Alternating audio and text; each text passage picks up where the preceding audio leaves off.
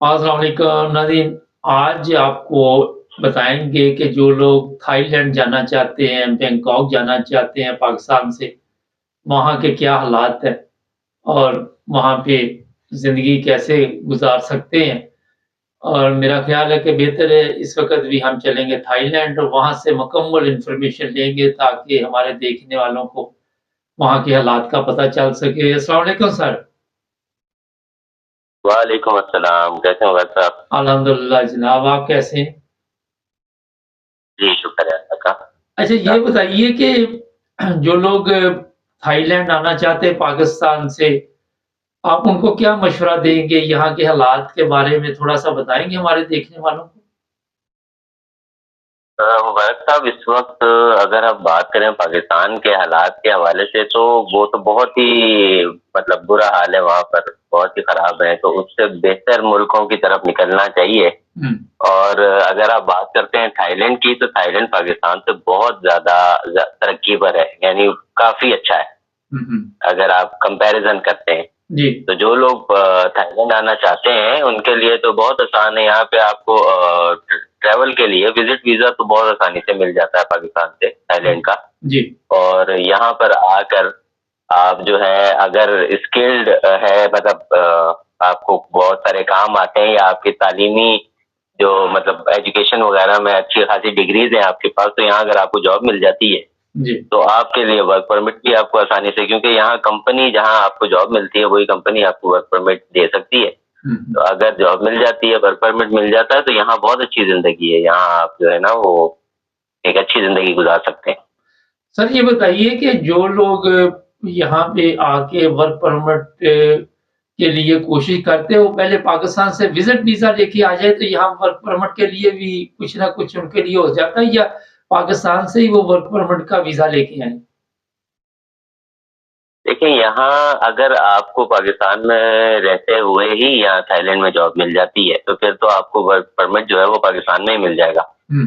यानी आप work permit से ही आएँगे। लेकिन अगर आपको जॉब नहीं मिलती, आप यहाँ ट्रैवल पे विज़िट के लिए आते हैं और यहाँ आके आप जो है वो मुख्तलिफ कंपनीज़ वगैरह में जॉब ढूँढते हैं और आपकी तालीम ज़्यादा है, इस काबिल हैं आपके आपको यहाँ जॉब मिल सके, तो फिर तो आपको वापस जाना होता है और फिर कंपनी आपको जो है ना वो वर्क परमिट देती है। तो फिर आप दोबारा आएँगे और यहाँ आके रहेंगे। तो मुख्तलिफ टाइप के वीज़ाज़ हैं यहाँ पर, लेकिन वर्क परमिट जो है अगर मिल जाता है तो बहुत अच्छा है। अच्छा ये बताइए कि वहाँ से अगर किसी ने बिज़नेस वीज़ा लेना हो तो उसके लिए भी कोई इस तरह का है कि आसानी से मिल जाए? विज़िट वीज़ा तो सर बहुत ही आसानी से मिल जाता है पाकिस्तानियों को और कोई इतना एक्सपेंसिव भी नहीं है, मेरे ख्याल में 6 या 7,000 फीस है हुँ। और आपको खुद ही वहाँ थाईलैंड एम्बेसी जाना पड़ता है जो पाकिस्तान में कराची में भी है और मुख्तलिफ शहरों में भी इनकी ब्रांचेज़ हैं। तो वहाँ जाके आप अप्लाई करें, अपनी बैंक स्टेटमेंट वगैरह दें, जो कुछ रिक्वायरमेंट है उसकी और बैंक स्टेटमेंट में भी कोई ख़ास ज़्यादा ऐसी रिक्वायरमेंट नहीं है, कोई ज़्यादा लाखों की कोई लंबी कहानी नहीं है। आसानी से जो है ना वो आपको वीज़ा मिल जाता है विज़िट का।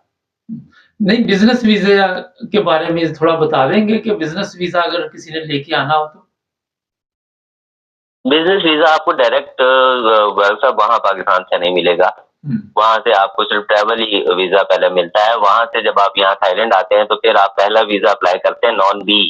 उसके बाद अगर आपको यहीं रहना है तो ट्रैवल वीज़ा खत्म होने से पहले एक वीज़ा लगता है जिसको नॉन बी कहते हैं जो 2 महीने का होता है। जी। और वो 2 महीने का नॉन बी लगाने के बाद अगर आपकी उम्र जो है वो 50 साल से ज़्यादा है तो आप रिटायरमेंट वीज़ा भी अप्लाई कर सकते हैं थाईलैंड में यहाँ रहने के लिए। अच्छा। अगर स्टूडेंट हैं तो स्टूडेंट वीज़ा भी अप्लाई कर सकते हैं। यहाँ अगर आप शादी कर लेते हैं तो नॉन ओ वीज़ा अप्लाई हो जाता है, मैरिज वीज़ा। हुँ। और अगर आपको जॉब मिल जाती है तो आपको वर्क परमिट मिल जाता है। अच्छा यहाँ शादी करते हैं हमारे लोगों ने की हुई है पाकिस्तानियों ने? बहुत लोग हैं जो थाईलैंड में जिन्होंने आके शादियाँ की हुई हैं। उसमें वजह ये है कि यहाँ जो हमारे पाकिस्तान के स्पेशली पठान जो लोग हैं, वो यहाँ आए हुए हैं 40-40 साल से। हुँ, हुँ। और उन्होंने यहाँ आके एक अच्छा मतलब फैमिली जो है यहाँ पठानों की बहुत ज़्यादा है पाकिस्तानी, जी। कि अब वो यहाँ थाई नेशनल हैं और यहीं उनकी नस्लें सारी जो हैं वो समझ लें कि एक पूरा शहर कह लें जिसको यला कहते हैं, वहाँ पे ज़्यादातर हमारे पाकिस्तानी पठान ही मिलेंगे। हुँ, हुँ। अच्छा ये हलाल वो खाने उन्होंने वग़ैरह मिल जाते हैं यहाँ पे? सॉरी? हलाल खाने बाज़ार से किसी ने खाने हो तो ईज़ी मिल जाते हैं? देखें, यहाँ हलाल और हराम जो है वो सभी कुछ अवेलेबल है, लेकिन उसमें आप हलाल मुसलमानों की यहाँ दुकानें हैं, रेस्टोरेंट्स हैं जहाँ पे स्पेशली उन्होंने मेंशन किया हुआ है कि हलाल फूड है और ये लोग इस मामले में बहुत ज़्यादा सख्त हैं, यानी कि अगर आप किसी नॉर्मल 7-Eleven स्टोर्स या दूसरे जो यहाँ स्टोर्स हैं वहाँ पे जाके परचेज़ करते हैं, तो वो अगर आप उनको बोलेंगे कि आपको हलाल चाहिए तो कुछ भी हो जाए तो वो आपको हलाल के अलावा कुछ नहीं देते। यानी वो सिर्फ ये नहीं कि अपनी चीज बेचने पे तवज्जो दें, नहीं, वो बहुत ख्याल रखते हैं इस चीज का कि आप अगर हलाल खाने वाले हैं तो आपको हलाल फूड ही दिया जाए, वरना मना कर देते हैं। तो यहाँ इजीली अवेलेबल है हलाल फूड भी, तो वो आप आराम से, पाकिस्तानी और इंडियन फूड भी है, बहुत सारे रेस्टोरेंट हैं जो अवेलेबल है यहाँ पे। सर ये बताइए कि जिस तरह पाकिस्तान में बिजली चली गई, बिजली आ गई, बिजली के बिल आ गए, वो भूख, अफलास, इसी तरह यहाँ भी बिजली चलेगी आगे? नहीं जी, मुझे यहाँ पे 9 साल या 10 साल हो गए हैं तकरीबन थाईलैंड में, और मैंने आज तक इन 10 सालों में कभी नहीं देखा कि यहाँ बिजली गई हो। अच्छा। एक दफा भी बिजली नहीं गई यहाँ पे, ऐसा कोई मसला नहीं है कि जी बिजली चली गई, बिजली आ गई है, वो वाला पाकिस्तान वाला खेल यहाँ नहीं चलता। और जहाँ पानी वगैरह, पानी का भी कभी कोई मसला नहीं हुआ। तो यहाँ पे हर चीज जो है, मैंने आपको अर्ज किया कि पाकिस्तान से बहुत ज्यादा तरक्की पे है ये मुल्क। सर ये बताइए कि महंगाई का क्या वहाँ पे है? आम जो आदमी है या मियाँ बीवी है, उनका कितना खर्चा होगा और घरों के किराए क्या हैं? देखिए, महंगाई अगर आप रहना चाहते हैं बहुत ही ज़्यादा, मतलब एक नॉर्मल लाइफ जीना चाहते हैं, कोई आपकी ज़्यादा ऐसी लाइफ नहीं है कि खर्चा ज़्यादा नहीं, जो नॉर्मल है वो मिनिमम 10 से 15 हज़ार अगर मियाँ बीवी के पास भात, यहाँ की करेंसी भात होती है और इस वक्त एक भात पाकिस्तानी 8 या 9 रुपए का है। तो अगर आपके पास 10,000 भात भी हो तो आप एक अच्छी जिंदगी गुजार सकते हैं, महीने का खर्चा इतना हो जाता है। अच्छा, तो इसमें घर का किराया वगैरह भी शामिल है? जी हाँ, ओवरऑल घर का, यहाँ पे असल में एक फैमिली के लिए तो एक रूम भी काफ़ी है। यहाँ पे मिलते हैं कॉन्डोमिनियम, वो कॉन्डोमिनियम जो है उसमें एक रूम, बाथरूम, किचन, इस तरह के अपार्टमेंट होते हैं, तो उसमें लोग रहते हैं यहाँ पर ज़्यादातर। तो वो अगर इस तरह का एक कॉन्डोमिनियम हो और आप रह रहे हो तो आपके लिए 10 से 12 हज़ार बहुत है, आप अच्छी लाइफ गुजार सकते हैं। वहाँ पे इनकम का क्या हिसाब है? आम जो लोग हैं काम करते हैं या मजदूर पेशा लोग हैं या मिडिल क्लास, तो उनकी क्या इनकम है वहाँ? ये जो मजदूर पेशा लोग हैं, यहाँ के जो मजदूर हैं वो तो हम पाकिस्तानी, इंडियन वगैरह तो नहीं, ये लोग तो सिर्फ बर्मा, वियतनाम ऐसे मुल्कों के लोगों को मजदूर की नौकरी देते हैं। अगर हम लोग जैसे यहाँ पाकिस्तानी या इंडियन आता है तो उसकी जो सैलरी है, यानी उसको कंपनी में अगर कोई मिलती है जॉब, तो यहाँ मिनिमम सैलरी 30,000 बात है। अच्छा। यानी 30,000 बात को आप अगर मल्टीप्लाई कर ले, कोई 2.5 लाख बनती है ये पाकिस्तानी, तो ये मिनिमम है। तो इससे ऊपर ऊपर ही आपको मिलती है, तो उसमें अगर आपका 10-15 हज़ार रुपये महीना खर्चा है तो आपकी बचत भी अच्छी है। अच्छा ये बताइए क्राइम की क्या सूरत हाल है सर यहाँ? क्राइम रेशो तो यहाँ पर समझ ले ना होने के बराबर है, लेकिन अगर होता भी है तो यहाँ की मतलब जल्द पकड़ा जाता है, पुलिस यहाँ काम करती है। यहाँ हमारे पुलिस जैसी नहीं कोई काम। तो क्राइम तो हर जगह पर है, लेकिन रेशो बहुत कम है उसका, यानी कभी आपको कोई परेशानी नहीं होती अगर आपके पास कैश है, मोबाइल है, अगर आप कहीं बाहर निकलते हैं तो आपको कभी इस चीज का डर नहीं होता कि मुझसे छीन जाएगा या कुछ ऐसा। यहाँ पे पुलिस का रवैया आवाम के साथ कैसा? अपनी जिस तरह हमारे गालियाँ से शुरू होता है, मार कुटाई, वही हालात हैं सड़कों पे भी? नहीं, पुलिस का रवैया जो है वो बहुत अच्छा है आवाम के साथ, रिस्पेक्ट, मतलब अगर आपने कुछ गलत नहीं किया तो आपको किसी चीज का कोई खौफ नहीं है। दूसरा, रिस्पेक्ट से आपसे बात करते हैं पुलिस वाले, तो रवैया पुलिस का बहुत अच्छा है लोगों के साथ। तो ये भी बता दीजिए कि चेकिंग होती रहती है सड़कों पे या ट्रेनों में या कहीं आईडी कार्ड वगैरह चेक करते रहते हैं? जी हाँ, मुख्तलिफ सड़कों पे नाके तो लगे होते हैं, क्योंकि इमिग्रेशन भी यहाँ पर एक अलहदा डिपार्टमेंट है इनका यहाँ पे, इमिग्रेशन का, इमिग्रेशन पुलिस का, जो कि गैर मुल्कियों को भी चेक करते हैं और नाके हर जगह होते हैं ज़्यादातर और वो चेक कर ही रहे होते हैं। तो काम वगैरह की इजाज़त जो वहाँ पे लोग रहते हैं, अभी थोड़ा-सा हट के बात करते हैं, जो सियासी पनाह लोग लेते हैं, उनका क्या मुश्किल है? थोड़ा-सा हमारे देखने वालों को पता चल जाए। देखिए, जो ये लोग यहाँ सियासी पनाह ले रहे हैं, उनको तो एक यूएनएचसीआर की तरफ से कार्ड मिल जाता है जिसमें मेंशन होता है ये कि ये जो भी शख्स है ये अब यूएनएचसीआर की पनाह में है और अगर इस शख्स से आपको कोई भी प्रॉब्लम है या कोई इसके बारे में मालूमात हासिल करनी है तो आप यूएनओ को डायरेक्ट राब्ता कर सकते हैं। ये तो उनकी तरफ से है लेकिन ये मुल्क क्योंकि जेनेवा कन्वेंशन का हिस्सा नहीं है, तो अच्छा। ये उसको इतना एक्सेप्ट नहीं करता।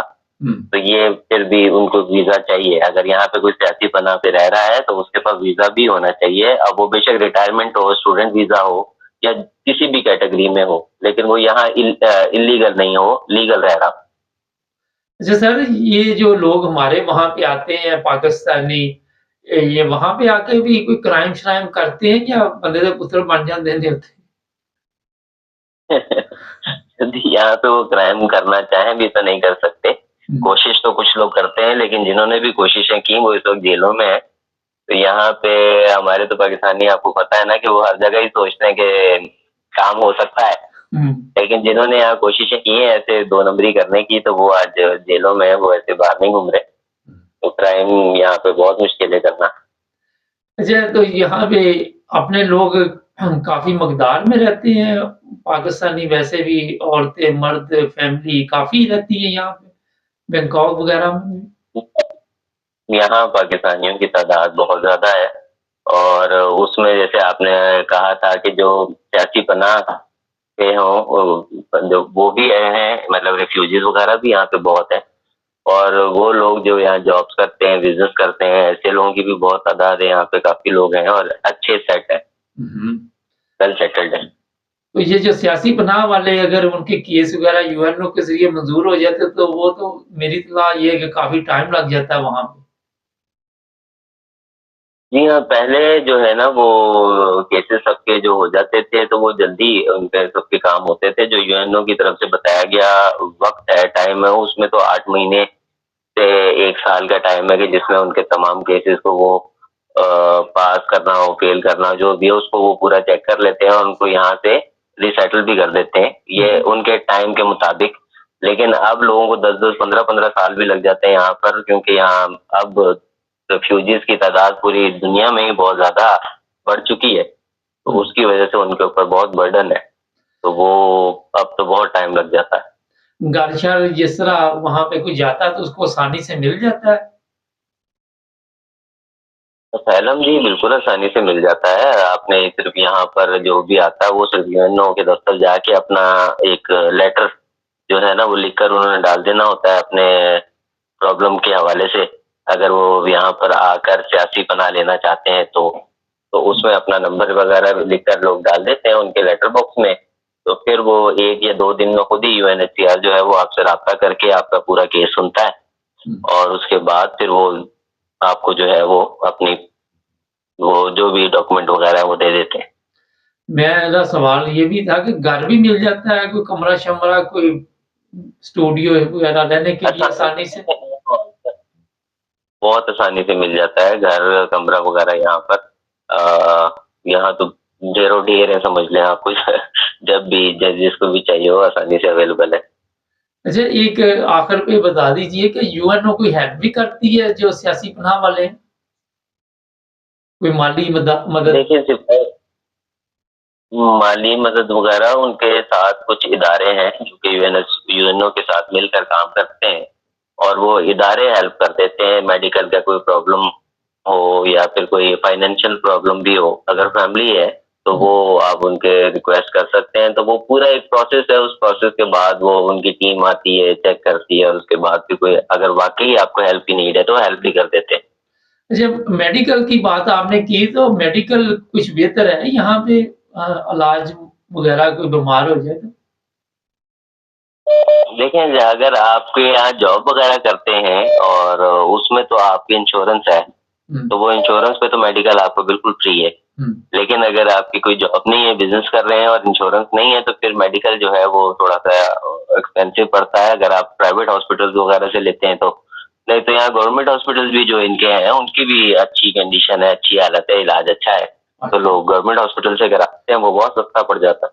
हमारी तरह जाली दवाइयाँ शवाइयाँ टीके शीके हॉस्पिटल गया फड़क गया इस तरह के भी वाकयात हैं? नहीं जी, ऐसे कोई वाकयात नहीं है। यहाँ पे जो सरकारी अस्पतालों की हालत है वो हमारे प्राइवेट हॉस्पिटल से भी अच्छी है। अच्छा। तो कोई ऐसा नहीं है कि बैठ के इंतजार करना हो या फिर आपकी इज्जत वगैरह ना हो, आप अच्छे से आप यहाँ जाते हैं, इलाज वगैरह सब अच्छा है यहाँ पे। सर ये प्रोग्राम खत्म हो रहा है, ये बताइए कभी-कभी दुःख होता है कि हमारा मुल्क भी काश इस तरह तरक्की कर जाता और हम भी किसी दूसरे मुल्क में जिस तरह ज़िंदगी गुज़ारने के लिए चले जाते तो अपने मुल्क में अच्छी ज़िंदगी गुज़ारते? मुबारक साहब, ये कभी-कभी वाली बात नहीं है, ये तो हमेशा ही दुःख रहता है कि हम जो भी चीज़ दूसरे मुल्कों में देखते हैं, इस कदर तरक्की हर चीज़ में ये लोग इतने अच्छे हैं, तो हम हमेशा ये सोचते हैं कि काश हमारा मुल्क भी और हमारे मुल्क के लोग और कानून भी इसी तरह का होता, तो आज हमें दूसरे मुल्कों में आके इस तरह जो है ना वो ना रहना पड़ता, हम अपने मुल्क में ही रहते। चलिए तो बहुत हमेशा शुक्रिया ये सर। सोच रहता है। आपका बहुत शुक्रिया सर, आपने टाइम दिया। जी सर, बहुत शुक्रिया। ना जी, ये थाईलैंड बैंकॉक कैपिटल है, वहाँ से थे हमारे दोस्त थे। जिस किसी ने मज़ीद इन्फॉर्मेशन लेनी हो कमेंट्स में लिखें, हम उनको जवाब देंगे। देख लें आखिर पे क्या कहा साहब ने, बड़ी अहम बात की है। जुड़े रहिए हमारे साथ, हमारे चैनल को भी सब्सक्राइब कर लें।